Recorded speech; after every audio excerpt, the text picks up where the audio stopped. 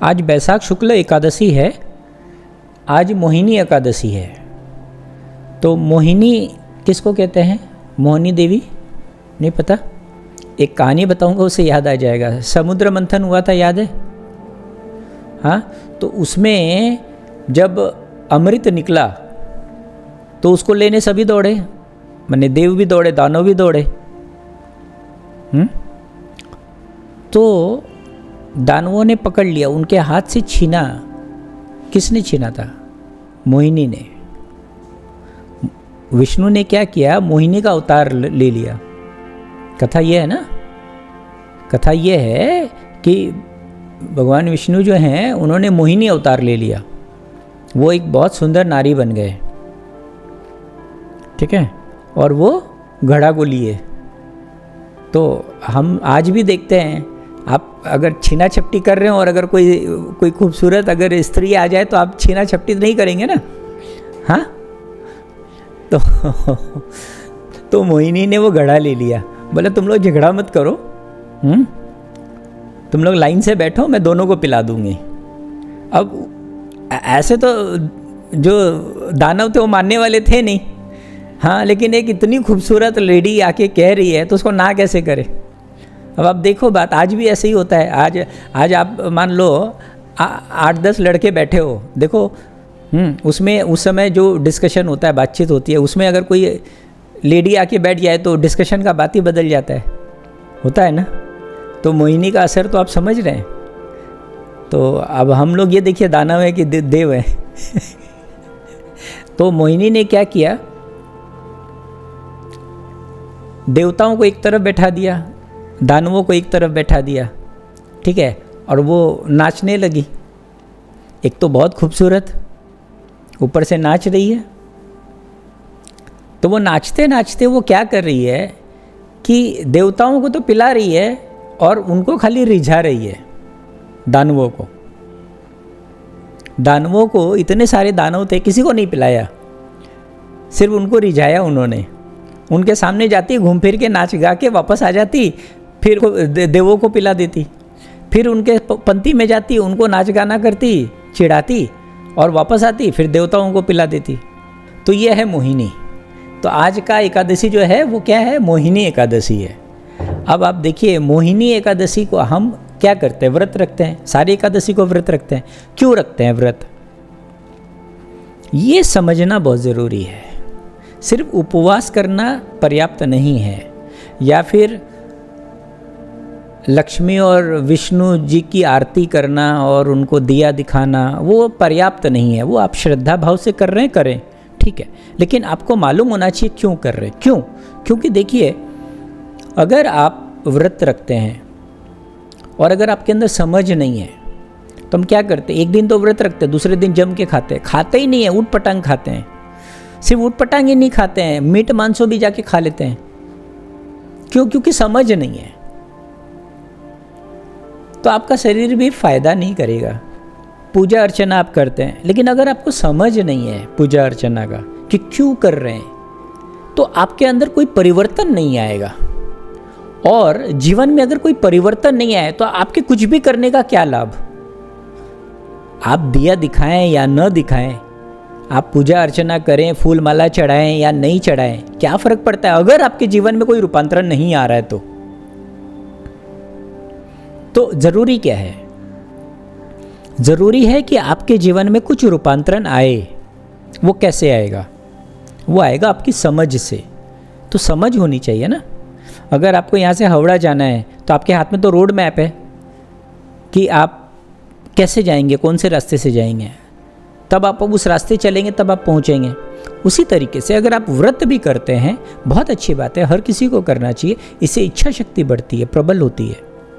तो कुछ भी काम को सिद्ध करने के लिए इच्छा तो चाहिए ना, इच्छा शक्ति का तो मजबूत होना बहुत ज़रूरी है। तो व्रत से आपकी इच्छा शक्ति मजबूत होती है, प्रबल होती है, वो तो ठीक है, लेकिन आपको पता होना चाहिए कि आप क्यों कर रहे हैं। मोहिनी एकादशी का क्या मतलब है? तो हमने कहानी सुनी मोहिनी देवी की। तो मोहिनी कौन है? जो मूर्ख बनाती है, जो छलावा करती है, हाँ, जो ये भ्रम पैदा करती है कि ये मेरी है। आज दानवों को तो यही लग रहा था ना कि भाई ये बोल रही है तो ठीक ही होगा, हाँ हम लोग को मिलेगा, अमृत मिलेगा, इतना मेहनत किया है, लेकिन नहीं मिला। तो मोहिनी का क्या अर्थ है? मोहिनी मतलब मोह माया, है ना। हम सब मोह माया के से ग्रस्त हैं। मोह के साथ एक शब्द और जुड़ जाता है हमेशा, वो क्या है? भाव, मोह भाव, है ना। क्योंकि आपकी जो भावनाएं हैं वो मोह से ग्रसित हैं, यानी आपकी जो चित्त की अवस्था है वो मोह से भरा पड़ा है। मोह का क्या मतलब हुआ? मोह का क्या अर्थ है? मोह का अर्थ है आप आच्छादित हो गए हैं किसी भी चीज से, वस्तु से, रिश्ते से, उस हद तक जहां तक नहीं होना चाहिए। मैं आपको उदाहरण कहता हूं, आपको ज्यादा समझ में आएगा। जैसे धृतराष्ट्र दुर्योधन के मोह में पड़े थे, कहते हैं ना हम हमेशा। क्या मतलब हुआ इसका? अगर दुर्योधन का पूरा पूरा अधिकार होता तो हम ये बात नहीं कह सकते थे कि मोह में पड़े थे। मोह में पड़ने का क्या अर्थ हुआ? मोह में पड़ने का अर्थ ये हुआ कि उसका अधिकार नहीं था, फिर भी वो चाहते हैं कि वो राजा बने। क्यों? क्योंकि वो मेरा बेटा है। ये मेरा होने का जो भाव है, ठीक है, ये है मोह, ये मेरा है। अरे मेरा कुछ नहीं है संसार में, सब एक हैं। ये जो वननेस की बात होती है अध्यात्म में, तो अध्यात्म में क्या है? वननेस है। और संसार में क्या है? मोह है, यानी मेरा है। हर बात में मेरा, मेरा घर, हाँ मेरी गाड़ी, मेरा ये, मेरा वो। ये जो मेरा है यही मोह है, और यही मोह जो है दुख का कारण है। ये छूटता नहीं है, ये चिपके रहता है ना। और साधारण सी बात है, इससे अगर आप मुक्त होंगे तो आप दुख से भी मुक्त होंगे, इससे अगर आप मुक्त होंगे तो संसार से भी मुक्त होंगे। हाँ, मैं एक दूसरे उदाहरण देके समझाऊं आपको। मैंने दुर्योधन का दिया, अब आप अर्जुन का ले लीजिए। अर्जुन मोह में था। वो जो पूरी गीता है वो मोह का ही तोड़ है, और मोह से बचने का ही पूरा रास्ता है। आप देखिए अर्जुन क्या कह रहा है कृष्ण से। अर्जुन कहता है कि भगवान मैं किससे लड़ूं, ये लोग तो मेरे रिश्तेदार हैं,